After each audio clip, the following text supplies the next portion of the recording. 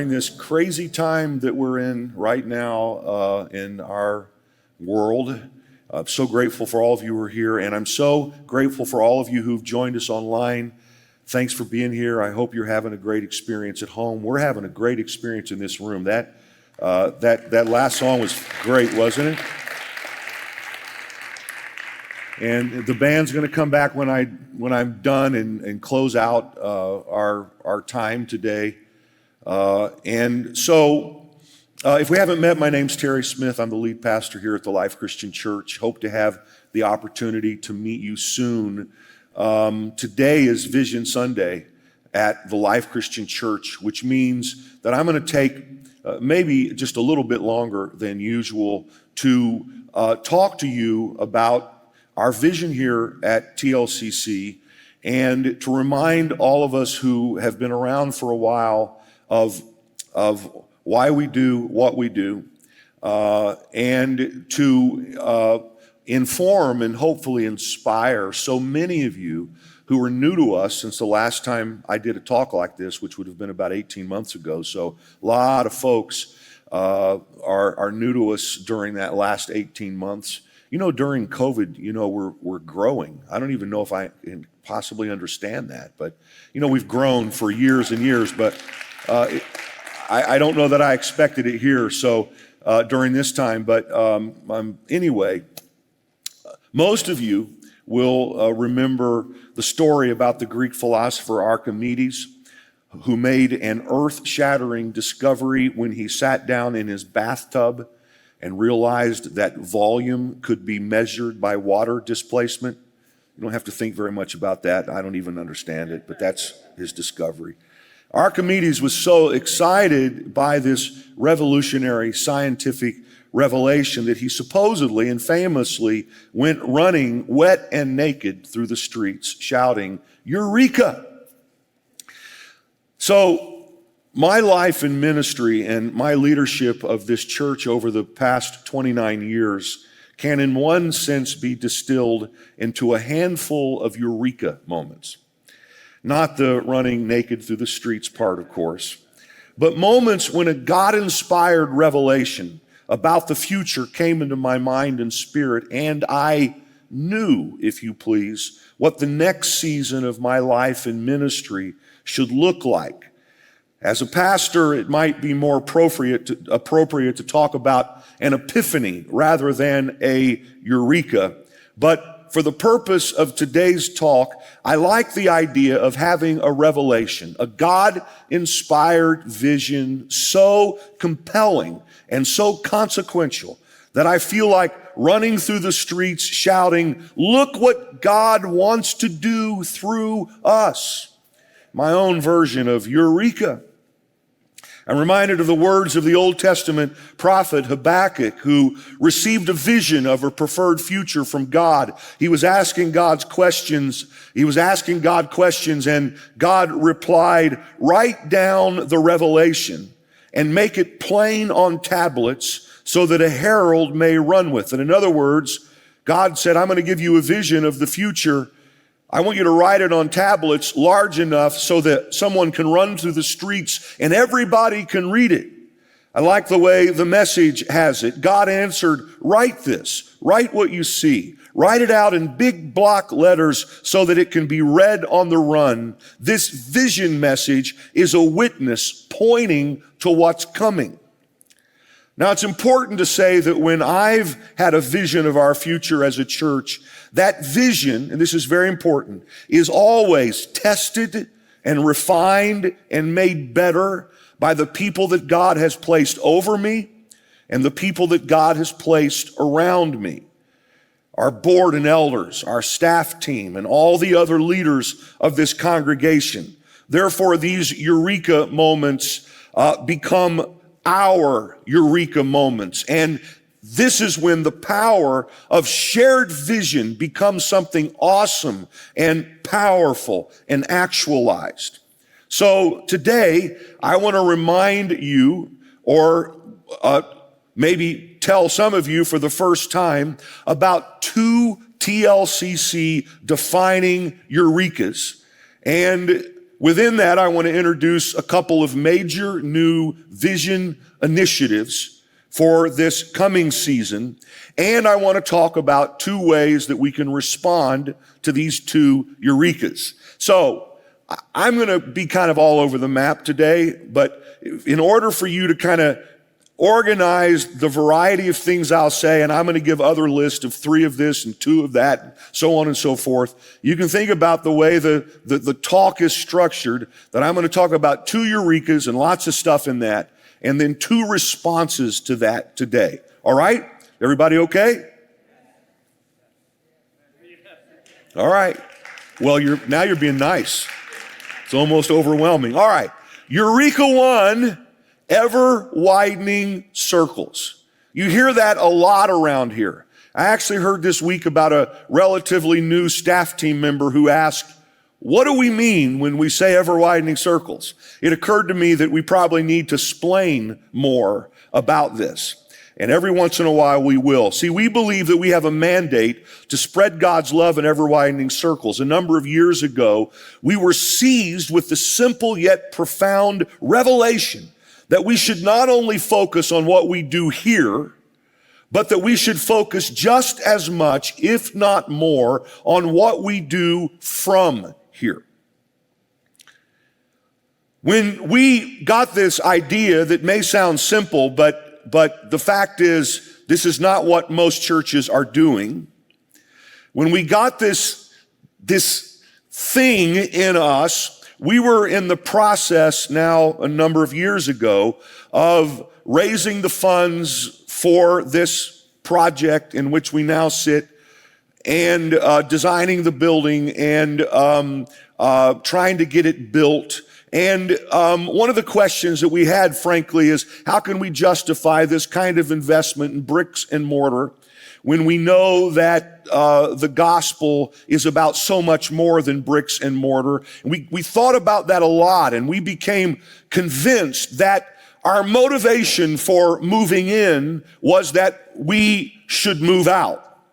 That it always has to be about more than here. It has to be just as much from here. Now, there are a number of ways we come to describe that over the years. Here's one way that might help you a little bit to understand a little bit of our language around here.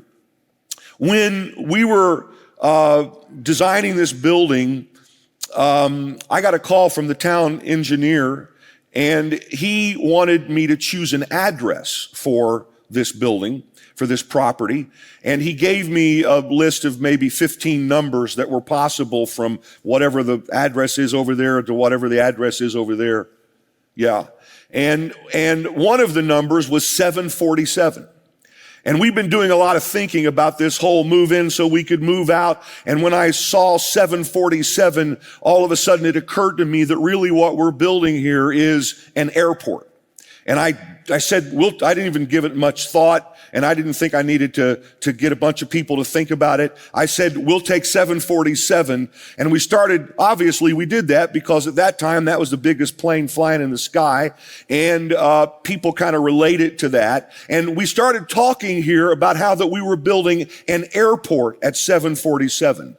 It conveyed this idea that it's not just about what we do here, but from here. That we're not just asking people to come here, but we're asking people to come here so they can go from here. So they can go from here in whatever their sphere of calling and influence is, whether it's building a business or a nonprofit or being engaged in mission programs or helping to plant new campuses. But we're always thinking not just about people coming here, but going from here, that we're launching people into the life God dreams for them and being engaged in his mission in ways that's not just building centric, but that's epicentric, if you please. And this is why, for instance, our K-port is named K-port, because we try from the from the infancy of kids in this church to cause them to think about their life being about more, their life being launched, that living the life God dreams for them, being engaged in spreading God's love. And so when kids, if you've not been downstairs to our 11,000 square foot glorious K-Port facility, our children's ministry, when kids walk in, they walk through a big airplane, and their classrooms aren't called classrooms, they're called gates. And this is just one example of how sometimes you'll see, like, maybe the branding on our Welcome to the Life class, and you see an airplane. This is the thought behind it. It's this idea that it's not just about here, it's about what happens from here every bit as much. This is a launching pad, if you please. And I'm mixing metaphors now. This is an airport. This is a runway. That it's not just about this. It's about you and your life from here, and it's about the missional initiatives of this church from here. This is why we call this building a worship and mission center. It's not just about coming on Sunday morning for an hour and 15 minutes, or this morning, I'll tell you, an hour and 29 minutes or so of worship. That's a brief little moment in our life every week. It's about now what happens when we leave here and what's going on the other 6 days of the week. It's a worship and mission center. It is a center for mission. Another way we've described this is that we want to be an epicenter of apostolic movement. We just have this idea that the church is constantly supposed to be growing, thriving, expanding, impacting the society around us. We believe that the good news about Jesus should be shared far and wide, and that the church should be leading lots of people to Jesus and baptizing them and helping them live the life God dreams for them in every way. In the early church, the history of the early church that we find in that book called Acts in the New Testament, you get this sense of constant apostolic movement. From day one, the day the church was born, Acts 2:41, those who believed what Peter said were baptized and added to the church that day, about 3,000 in all. Acts 4:4, many of the people who heard their message believed it, so that the number of believers who believed totaled about 5,000. Acts 9:31, the church grew in numbers. Acts 9:42, the news spread through the whole town and many believed in the Lord. Acts 12:24, meanwhile, the word of the Lord continued to spread and there were many new believers. Acts 13:49, so the Lord's message spread throughout that region. Acts 19:20, so the message about the Lord spread widely and had powerful effect. And then our theme passage, at least for the second part of our mission statement, is found in Acts 6:7. God's message was preached in ever widening circles. This is what we're trying to convey when we talk about our mission at TLCC, is to inspire people to the life God dreams for them, which is a subject for another day, as we spread God's love in ever widening circles. So we also believe that this epicenter should create other epicenters. That it's never just about what's happening here at 747, but it's about what we do from here, where other epicenters are created through new campuses, through nonprofits, people in this room who've been inspired by the vision of this church. I see Frankie sitting back here as an example of this. And I could call out other people who've gone and started other ministries that now have become their own epicenters of spreading God's love. Our missions programs and so on. It's not ever just going to be about this. This is about that. See? And this is a big part of how we think about doing ministry here. So, now let me talk for a few minutes about 3 strategies to spread God's love in ever-widening circles. All right, 2 Eurekas. This is the first Eureka, and under the first Eureka, I'm going to talk about 3 strategies. Don't be confused. I'm a little confused, but you shouldn't be confused. So 3 strategies that we employ here to spread God's love in ever-widening circles. The first is, now let me go ahead and I feel like I need to say this now. Most of you are very aware that part of what's going to happen during the month of December is that we're going to receive our Christmas offering. and that our Christmas offering this year is going to fund all of our missional initiatives, all of our ever-widening circle initiatives for the next presumably 6 months. If it's a miraculously large offering, it'll fund it for longer, and we won't come back to this. But the plan is that we receive one major offering a year that sponsors all of our from here stuff. And on the offering envelope, you always see a category called Ever Widening Circles. That's to fund our mission budget if someone decides to give something during the year above their normal tithes and offerings. But primarily, we fund our missional, our from here budget through one major offering. And the plan is that we do that every year during Lent. We do it. We receive the offering on Palm Sunday and on Easter Sunday. And this year, we were all set up to do that. And COVID-19 came along, and myself, our board and elders, our lead team felt very strongly that that wasn't the right time to come and ask folks for an offering. Everyone was just trying to figure out how to survive during that time. We did ask a few people to help provide some bridge funding that helped us be able to do some of the things I'm about to talk about over the last 6 months. But really, our missions budget ran out this past June. And we've kind of band-aided a lot of things together and accomplished a lot. But this month, we need to raise a missions offering that will fund our from here projects for the next at least 6 months and hopefully more. I say at least 6 months because if we need to, we'll come back during Lent and get back on our regular schedule. But that's the plan. So anyway, you can have that in your mind as I talk about how we have these 3 strategies to spread God's love in ever widening circles. The first one is Plus Life Missions. And under Plus Life Missions, we talk about 2 things. We talk about Plus Life Local and Plus Life Global. I'm going to take a few minutes to give you a sense of how many things we're involved in so that you can understand both our vision, how you can get involved, and why we have such opportunity and need around this. We have a number of Plus Life Local projects. When we talk about Plus Life Local, we're talking about things that we're doing in the immediate surroundings of West Orange and our Paramus campus. And so I'm just going to go through our regular partners. These are people that we have sustainable long-term relationships with and that we're serving alongside, oftentimes providing funds, most of the time providing volunteers. So for instance, a headliner would be the Newark YMCA. The Newark YMCA has a 260-bed homeless facility that we adopted a number of years ago. We've done such significant work there that the National YMCA came and presented us an award for our unusual work around the homeless facility at the Newark YMCA. We're partners with New City Kids, a marvelous after-school program for underprivileged kids in Jersey City and Patterson. Our Paramus campus is particularly trying to connect with the center in Jersey City to serve these kids whose lives are being impacted by this nonprofit Christian ministry called New City Kids. Brave New Jersey Women's Shelter.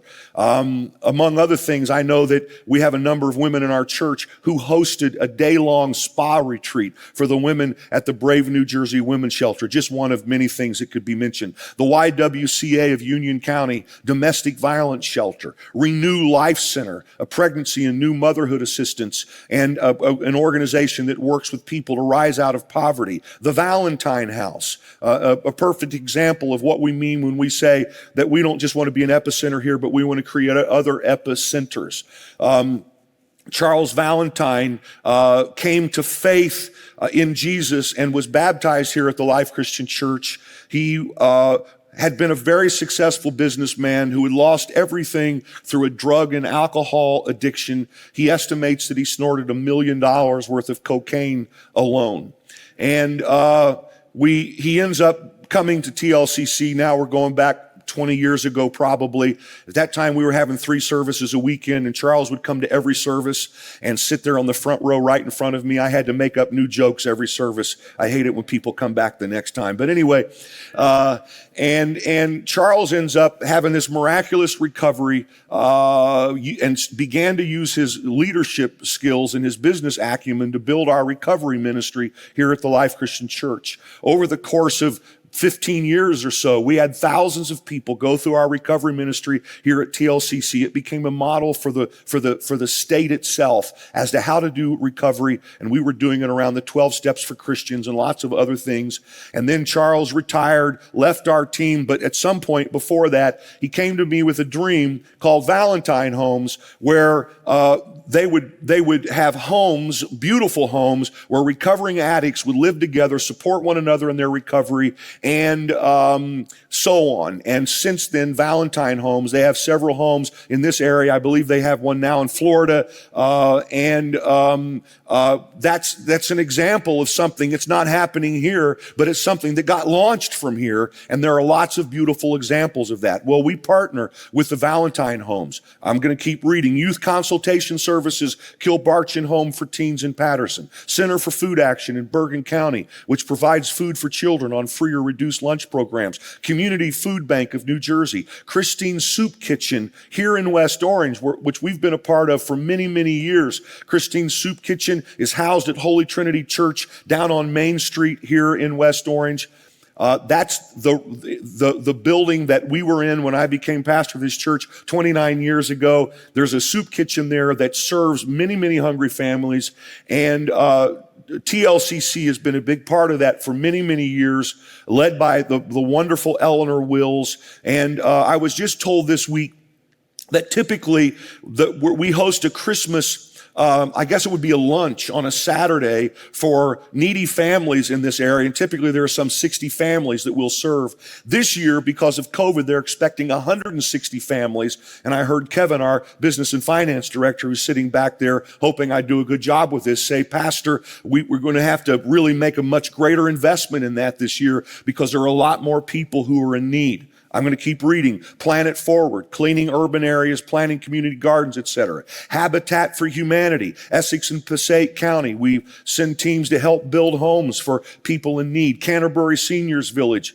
CASA of Essex County provides guardians for foster children going through the court process. Children's Specialized Hospital. American Red Cross. We host, especially during COVID, we've been hosting a number of blood drives here. Hey, how much do we give here? We even give our blood here because there's a need during COVID for more blood in the blood supply.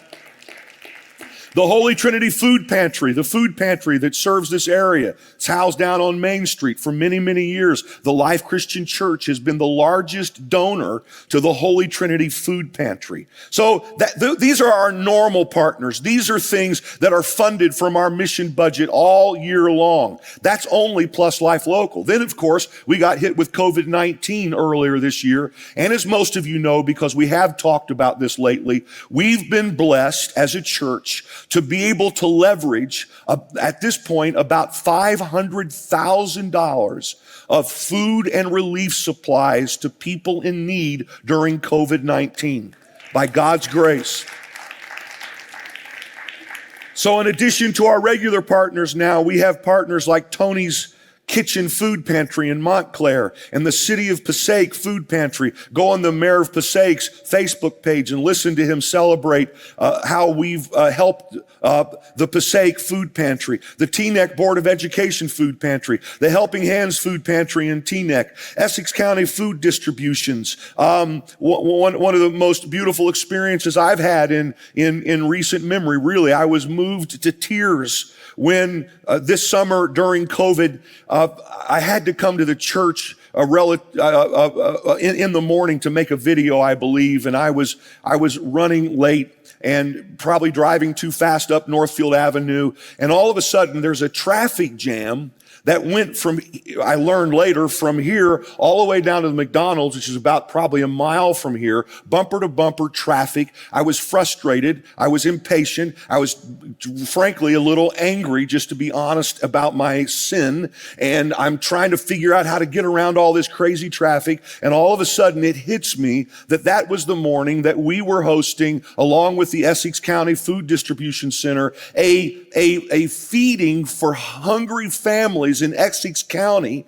And I learned that there was bumper to bumper traffic a mile long for hours that morning because we made a contribution of food of about $70,000 that day. And the Essex County people did something as much or more. And we served hundreds and hundreds and hundreds and hundreds of families.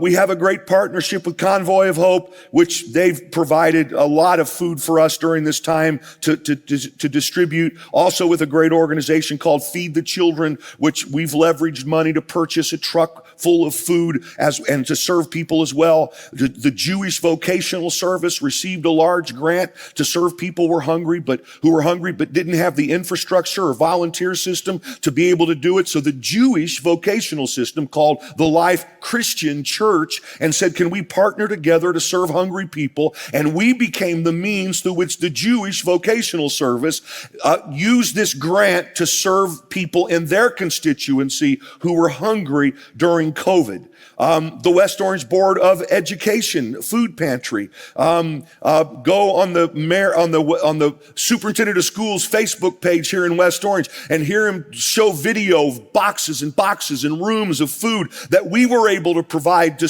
help kids who weren't getting their lunches during this time and were not able to do it, and to save them from malnourishment, we were able to get involved. And the superintendent of schools is on this video talking about his brothers and sisters at the Life Christian Church. The Mayor's Sunshine Fund, where I was doing an interview with the mayor of West Orange and asking what the need was. And he talked about the Sunshine Fund that was helping serve people in the community. And I was able to say, because we have generous donors here at TLCC, right there on the spot on camera, we'll donate $5,000 to that. We just have partner after partner after partner like that that's just been developed during COVID. By the way, our Plus Life missions program is led by a phenomenal leader who really superstarred during COVID and is still doing that. Bonnie Parks. I don't know if you're in the room right now, Bonnie. If you are, would you stand?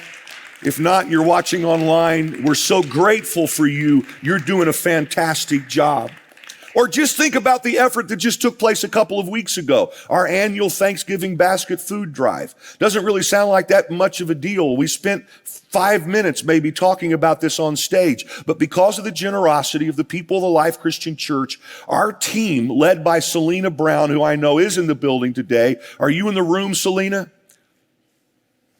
She's serving out in the coffee bar. Selena, who's one of the charter members here at TLCC, has led this for years. They put together elegant food baskets, a complete Thanksgiving dinner and more for families who have need during this time. We were able to serve 270 families Thanksgiving dinner on Thanksgiving Day. What a privilege it is to be a part of something bigger than ourselves, that's doing the work of Jesus in this world and doing it as if we're doing it to Jesus, not just for Jesus. Jesus said in Matthew 25, he said, imagine at the end of time, the king calling the righteous into the everlasting peace. Then the king will say to those on his right, come you who are blessed by my Father, take your inheritance, the kingdom prepared for you since the creation of the world. And then Jesus said, for I was hungry and you gave me something to eat. I was thirsty and you gave me something to drink. I was a stranger and you invited me in. I needed clothes and you clothed me. I was sick and you looked after me. I was in prison and you came to visit me. Then the righteous will answer him, Lord, when did we see you hungry and feed you, or thirsty and give you something to drink? When did we see you a stranger and invite you in, or needing clothes and clothe you? When did we see you sick or in prison and go to visit you? The king will reply, truly I tell you, whatever you did for one of the least of these brothers and sisters of mine, you did for me. That's Plus Life Local. Then there's Plus Life Global. We have a number of global partners, deep, meaningful partners. We decided years ago we weren't just going to send money to some missions organization, but that we were going to only get involved in relationships where we invested in something that would be sustainable and where our people could actively hands-on serve. So that because when you serve like this, it expands your life in such incredible ways. So let me just talk to you about some of our global partners. I'm out of breath. Are you guys okay? It just seems to me I'm being very intentional in just going through the whole list, almost the whole list, because I think it's important every once in a while to be reminded of the scope of what we're doing, what we mean when we talk about ever widening circles. Okay, global missions partners. The headliner for us for years has been Adopt One Village. Is Emmanuel in the room? Does anybody ever come in the room anymore? I know he's here. Emmanuel Anamsaki, he's the guy who meets you out week after week after week in the parking lot with that great big smile and that Ghanaian accent. Emmanuel Anamsaki is a U.S. postal worker. Immigrated from Ghana now a number of years ago. He felt so incredibly prosperous to be able to be a postal service worker here in the United States. And he felt such a passion for the people back in the Abatifi Kwahu region of Ghana that he started just on his mail route collecting things, clothes and things from people that he could send over there to Ghana. It started off, a few boxes, and then it became a shipping container. And then he formed a nonprofit called Adopt One Village. And sometime around there became a part of the Life Christian Church, and we got on board. And now over the years, we, together with Adopt One Village, the Adopt One Village is another one of these epicentric things that's launched from this epicenter. Adopt One Village now has rebuilt that community, that village there. We've put a beautiful hospital there, the Nidus. We've built a hospital. It's hospitable. It's also a hospital. We've built a hospital there, the Life Community Care. Anyway, it's TLCC something. The Life Community Care Center, beautiful, the nicest hospital in that region. We've brought water to the village. We've helped bring electricity. We've trained teachers. We've sponsored kids. We've had bike drives. We've had shoe drives. It's amazing what's happened. Emmanuel is being awarded nationally and internationally for his work. In fact, the United States Postal Service, imagine how large it is, imagine how many people are employed by it, awarded him their Humanitarian of the Year because he and his organization with the Life Christian Church, who is that organization's largest donor and partner, have accomplished so many things. Adopt One Village is one of our partners. Now, there are stories. Is Emmanuel here? I don't know why somebody wouldn't talking about him, and is he in the room? Emmanuel. Anyway, he's the greatest guy you've ever met. Okay, that's one. Now, I could tell a story like that behind most of the things I'm about to mention. There's not time today. Just assume there are relationships. There are meaning. Emmanuel, would you run down right here? Stand. I just want everybody to know who you are. Would you come down? Come down. Right there. You're good right there.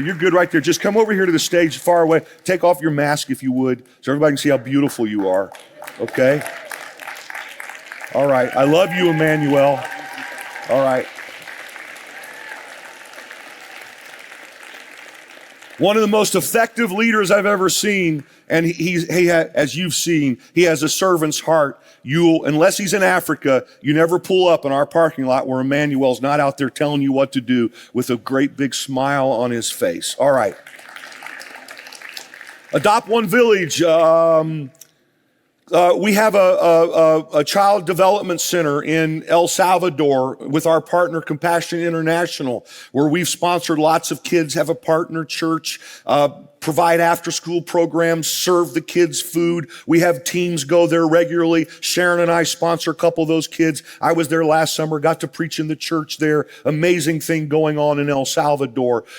We have a great relationship with Kashmir Evangelical Fellowship in the Himalayan region of India, where there are very few followers of Jesus. Kashmir Fellowship has about 450 churches. We participate very closely with them. We had a trip led by Frankie sitting right back there that went this past, last fall, 2019, and served there. Also in India, they visited our other project in India, Remade India, where Amy and David Dingman, former staff members here at TLCC, have a ministry to a large village of about 10,000 people, I believe, where there's not one follower of Jesus, not one Christian. They've gone there, started a business, built relationships. They're starting to baptize people into Jesus Christ, and there's a revival beginning in that city there, Remade India, one of our significant partners. We have a great partnership through Convoy of Hope and our disaster relief work in Puerto Rico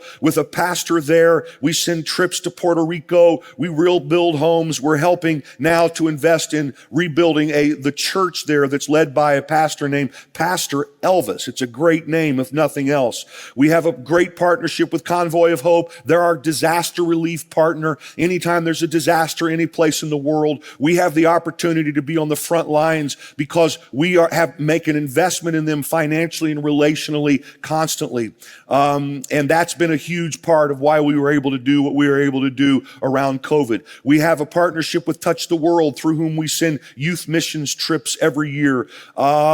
We have a great partnership with the famous LA Dream Center, a partnership and a relationship with, it's one of the most famous nonprofits in the world. We've had the opportunity to be there a number of times. I've had the opportunity to speak there a number of times. This past summer, Chilla, sitting right back here, Chilla from Hungary, led a missions trip to the LA Dream Center to serve people in need there. We have a new relationship with a new organization called the Short Creek Dream Center, which is a dream center centered around rescuing women who and children who were abused in the Warren Jeffs cult there on the Arizona-Utah border in a little community called Short Creek. There's not enough time to talk about it now, but there are national news stories happening around this right now, and we're one of the early adopters helping to support that mission there.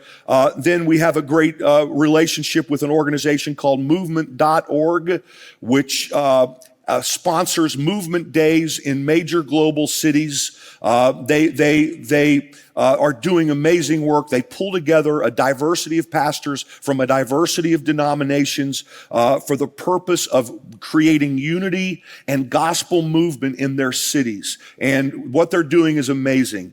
We were able last year as a congregation to help sponsor Balkan Cities Movement Day in Athens, Greece, where we actually, you remember the Macedonian call in Scripture where Paul has this vision to take the gospel to Europe because a guy from Macedonia says, come help us. Well, I was able actually to speak at Athens Movement Day and speak to pastors from Macedonia and develop relationships with them. Anyway, I wish I could say more about that, except to say this is another very significant thing we're involved in and will continue to be involved in.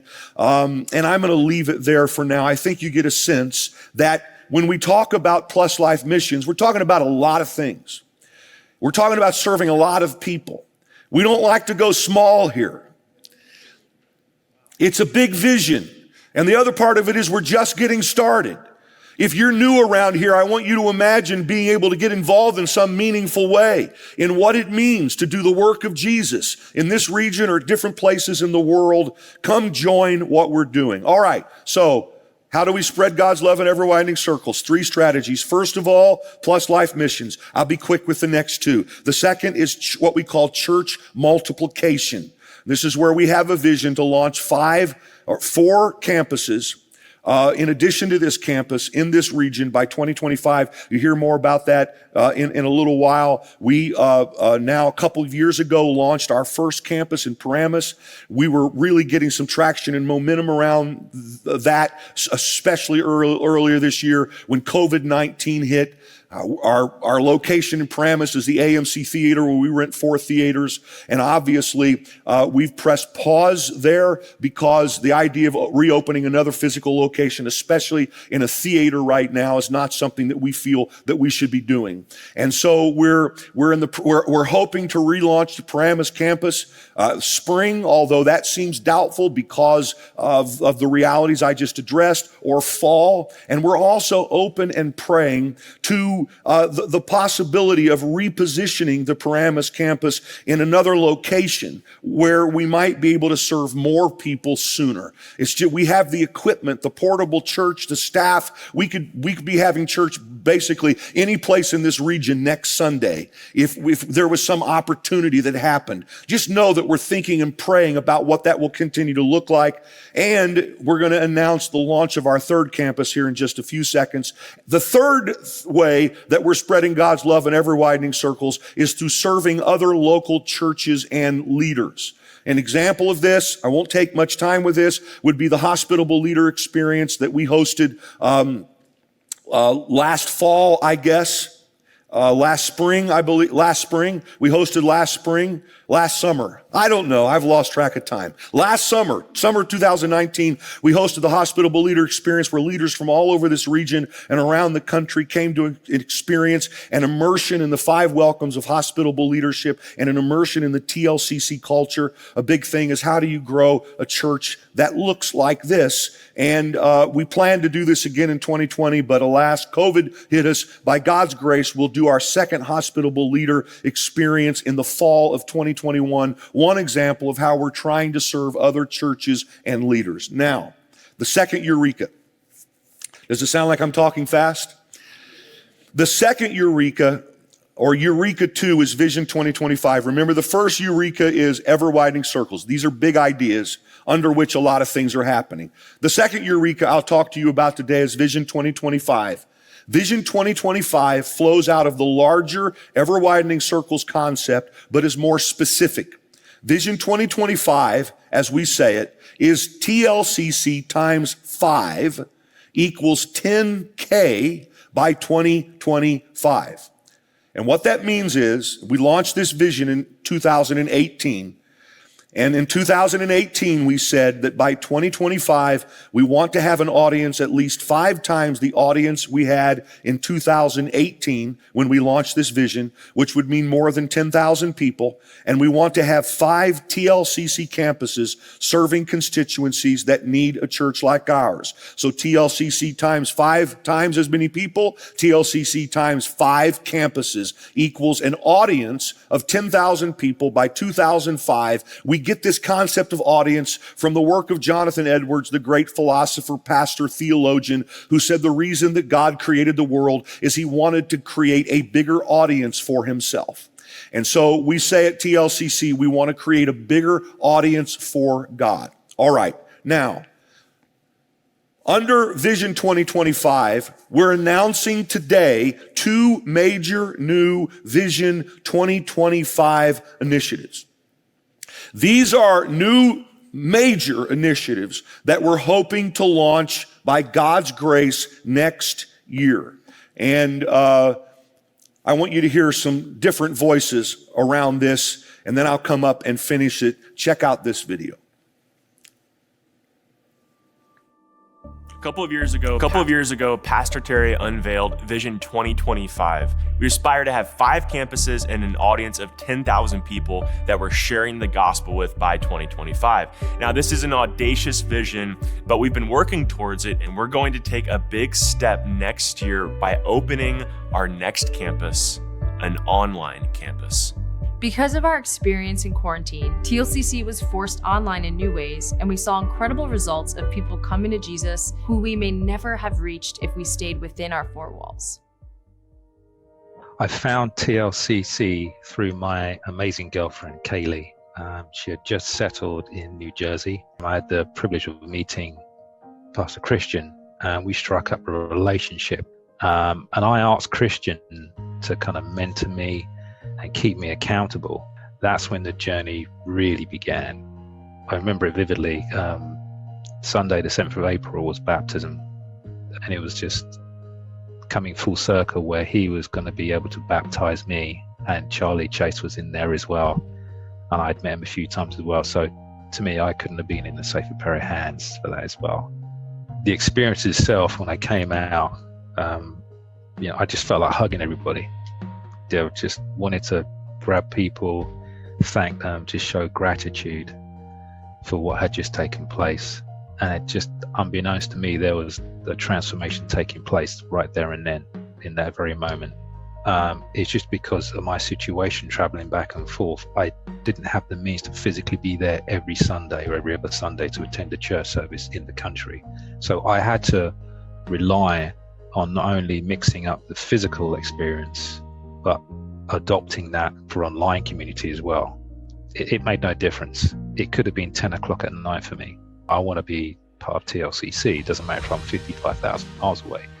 That's my church. I became a member for that reason. It's pivotal in terms of how the church can reach those in need of the gospel, how to be a part of community. It will be a disservice to those people knowing you have something so compelling, so transformative, that you just sat on the fence with that. We're moving parts. We can go all over the world. We're a church everywhere we go. You don't have to have the physical building, but we have the means to create a building, but we also have the means to provide this access to people who were desirous of it. And there is no other way that I know of right now with the 21st century that you'd be able to spread the gospel to the end of the world without physically shipping Bibles out, going on mission trips, preaching that particular way, which is all very well and good. But how much more can you accelerate that with an online platform? An online campus is much more than just streaming a service on Sunday mornings. It's about actually developing an online community and pastoring the people who are in that community. We think that this is going to be a huge part leading us to have another campus and to having 10K people so that we can spread God's love. Another key part of Vision 2025 is to be all in for the arts. Close your eyes for a minute and imagine your life without design, architecture, music, poetry, Netflix. To imagine a world without the arts, I don't want to live in that place. I think the arts are essential, and I think we as Christians have an essential kind of responsibility by way of trying to impact culture through the arts. When I was young, I lived a very rough lifestyle. I went from a perpetrator of violence to a victim of violence, and now I'm a preventer of violence.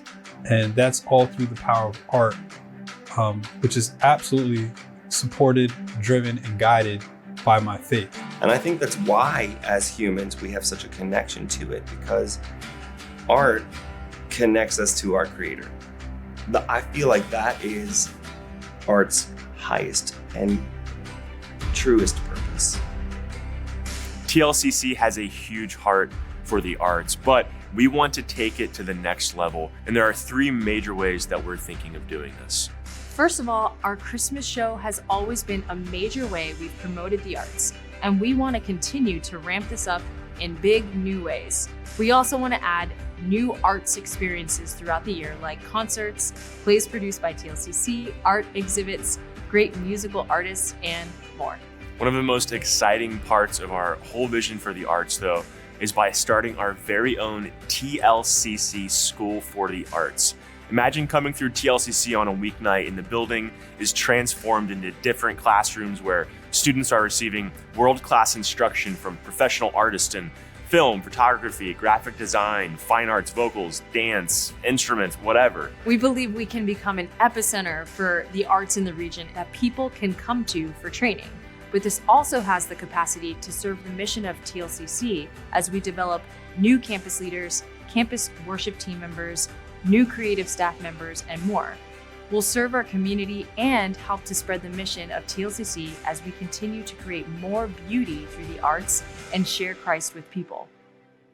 If you really want something to reach the masses, art is one of the easiest and most effective ways to do that. I truly believe that one of, if not the most effective ways to influence a people's culture is through their art.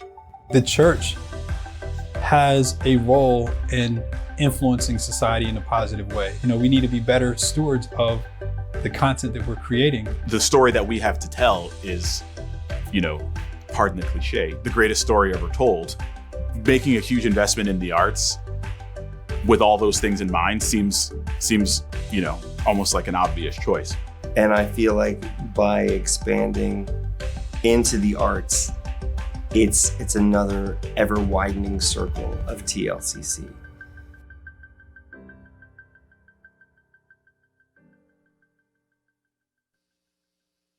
So 2 major new Vision 2025 initiatives. First, to launch an online campus. We're not talking about streaming Sunday services. We do that fairly well. We're talking about creating an online church with everything that church means that can reach anybody in the world, literally. Anybody in the world can be a part of TLCC through the online campus. In order for us to do this properly, we're going to have to hire an online campus pastor and other staff to serve people in everything it means, from figuring out how to get people baptized to helping them join life groups and life teams and helping them engage in plus life missions in their context and so on. Our goal is to launch the TLCC online campus in spring of 2021. I'm very confident that we're going to be able to do that. I should say, by God's grace, I'm very confident we're going to be able to do that. And secondly, as you heard, we're going all in for the arts and all that means.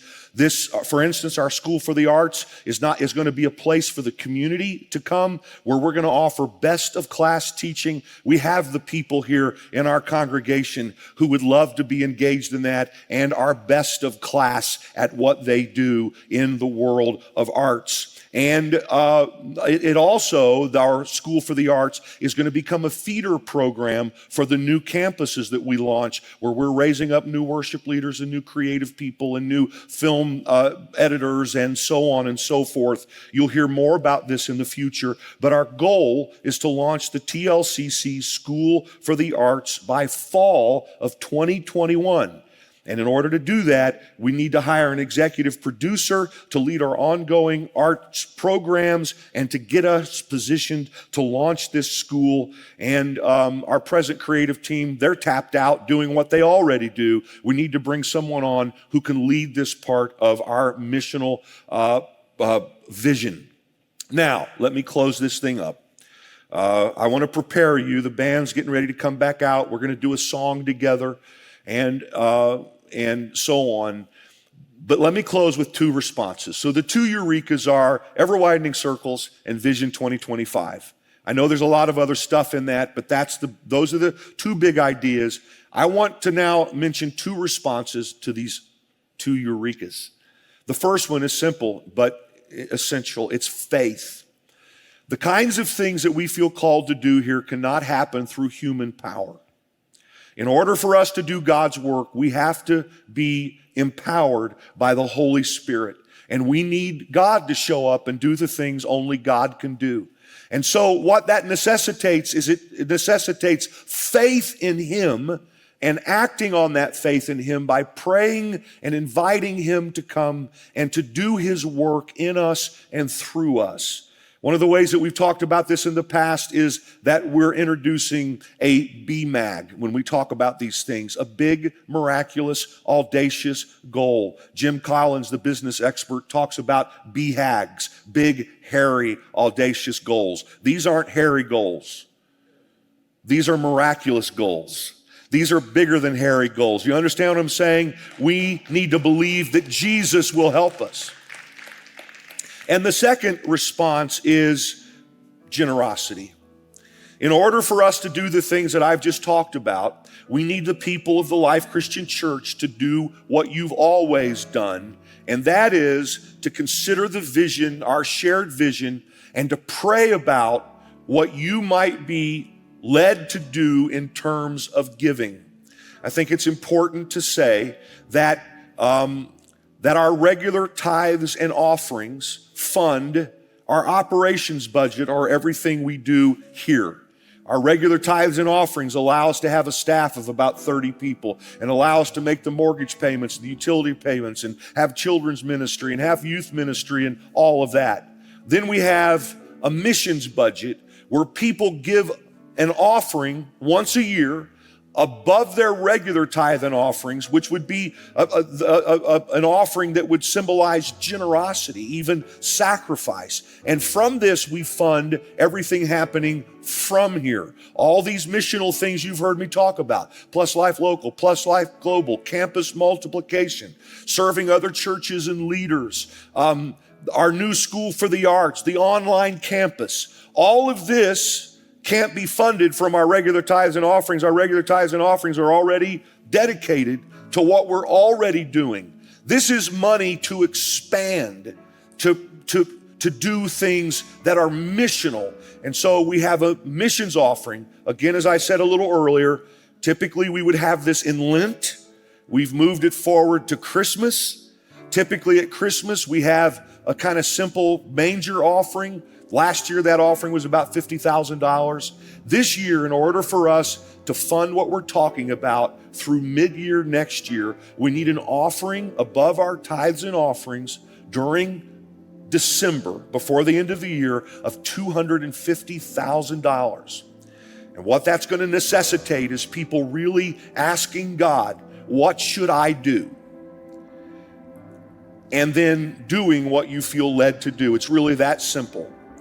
And all month long, we're going to give people an opportunity, obviously, to give online, as most of you now are doing. But if you're in person, every time we meet in person, we're going to have this manger that we've used for our Christmas offering every year for 25 years or so. We're going to have the manger set up in front of the room, and we'll give you an opportunity at the end of our in-person services to bring whatever gift you feel led to give.